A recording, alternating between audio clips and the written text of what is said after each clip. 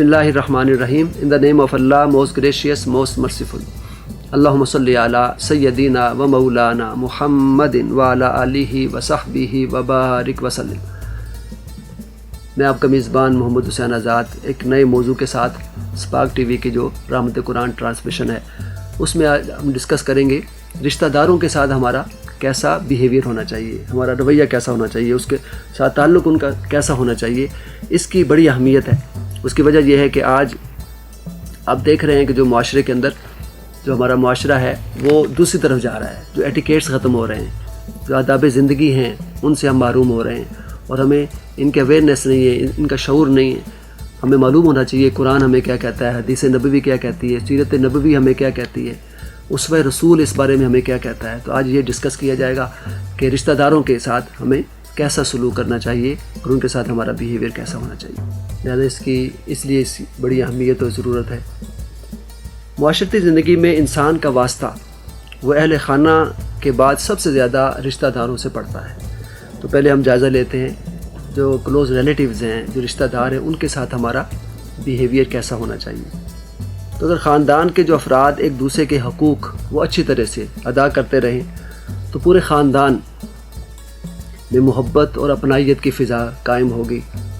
اگر معاملہ اس کے برعکس ہو تو آئے دن کے جھگڑوں سے خاندان کو جو سکون ہے وہ برباد ہو کر رہ جائے گا. تو قرآن پاک میں رشتہ داروں سے حسن سلوک کی بار بار تاکید کی گئی ہے.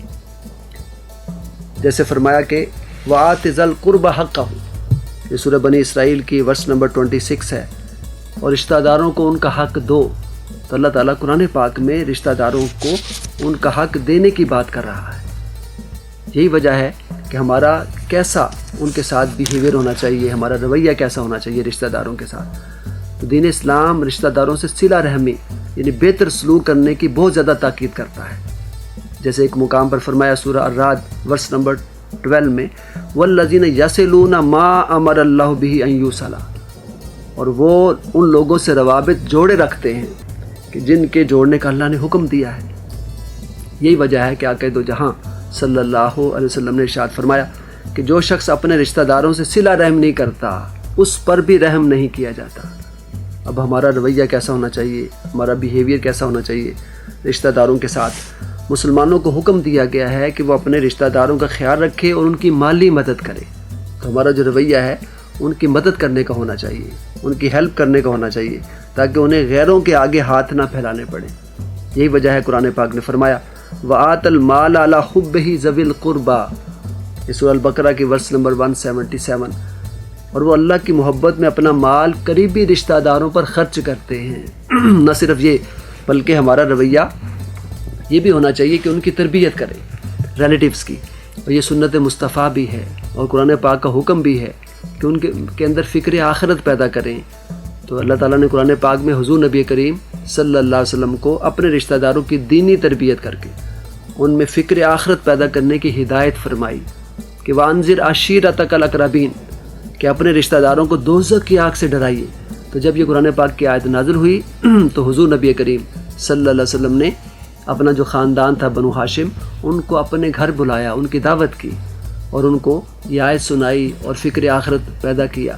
تو پتہ یہ چلا کہ حضور نبی کریم صلی اللہ علیہ وسلم کی سنت مبارکہ بھی ہے، قرآن پاک کا حکم بھی ہے کہ ان کی تربیت کی جائے، نیک اعمال کی طرف ان کو راغب کیا جائے اور اللہ کے غضب سے اور عذاب سے ڈرایا جائے.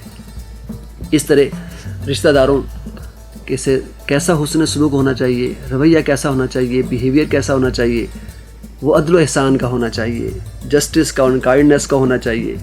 قرآن حکیم نے اپنے رشتہ داروں سے عدل اور احسان کرنے کا حکم دیا ہے، ان کی تلقین کی ہے. ان اللہ یأمر بالعدل والاحسان وایتاء ذی القربیٰ، یہ سورہ النحل کی ورس نمبر 90، کہ بے شک اللہ تعالیٰ رشتہ داروں کے ساتھ عدل اور احسان کا حکم دیتا ہے.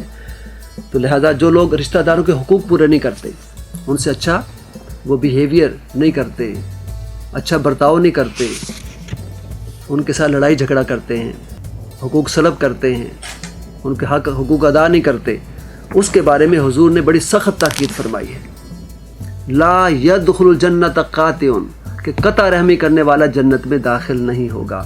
یعنی who breaks himself off his relatives shall not enter paradise. اس سے آپ اندازہ کر لیں۔ اور پھر نرمی و شفقت کا ان سے رویہ اختیار کرنا چاہیے۔ دین اسلام اپنے رشتہ داروں کو نرمی اور شفقت کا رویہ اپنانے کی تاکید کرتا ہے، جس کے بارے میں آقا دو جہاں نے یہ بھی فرمایا کہ اہل جنت کی خوبی یہ ہے کہ وہ نرم دل ہوتے ہیں اور اپنے رشتہ داروں سے نرمی اور شفقت سے پیش آتے ہیں۔ یہی وجہ ہے کہ ہمارا جو رویہ ہے وہ صدقہ اور خیرات کا بھی ہونا چاہیے، چیریٹی کا ہونا چاہیے، بجائے اس کے کہ ہم دوسروں کو وہ صدقہ اور خیرات دیں۔ سب سے پہلا جو رائٹ ہے اور حق ہے وہ رشتہ داروں کا بنتا ہے۔ یہی وجہ ہے کہ حضور نے یہ بھی ارشاد فرمایا کہ جو اپنے رشتہ داروں کو صدقہ دے گا اس کو 2 گنا اجر ملے گا، ایک رشتہ داری کا اور دوسرا صدقہ دینے کا۔ یہی وجہ ہے کہ ہمیں ان سے ہمدردی کرنی چاہیے، غم گساری کرنی چاہیے، غم بانٹنا چاہیے، سمپیتھی کا اور ان کے ساتھ ہمارے سورونیس کا رویہ ہونا چاہیے، ہمدردی کا برتاؤ کرنا چاہیے، ان کے غم میں شریک ہوا جائے، جس کے بارے میں آقا دو جہاں نے فرمایا کہ جو شخص یہ پسند کرے کہ اس کے رزق میں وسعت ہو اور اس کی عمر دراز ہو تو وہ اپنے رشتہ داروں سے ہمدردی اور نیک سلوک کرے۔ کسی نے کیا خوب کہا، خدا رحم نہیں کرتا اس بشر پر نہ ہو درد کی چوٹ جس کے جگر پر۔ اور مولانا حالی نے کیا خوب کہا تھا کہ یہی ہے عبادت، یہی دین و ایمان کہ کام آئے دنیا میں انسان کے انسان۔ اللہ تعالیٰ مجھے اور آپ کو عمل کرنے کی توفیق عطا فرمائے، رشتہ داروں کے ساتھ حسن سلوک کرنے، صلہ رحمی کرنے اور اپنے ہمسایوں کو اپنا بنانے کی توفیق عطا فرمائے تاکہ دنیا اور آخرت میں ہم سرور ہو سکیں۔ یہی رمضان کا مقصد ہے، یہی نزول قرآن کا مقصد ہے، یہی روزے کا مقصد ہے۔ اگر ان چیزوں کو ہم خیال میں نہیں لاتے اور خاطر میں نہیں لاتے تو پھر نہ روزے کام آئیں گے، نہ نمازیں کام آئیں گی، نہ حج کام آئے گی، نہ زکوٰۃ کام آئے گی۔ اللہ تعالیٰ ہم سب کو عمل کی توفیق عطا فرمائے۔ وما علینا الا البلاغ۔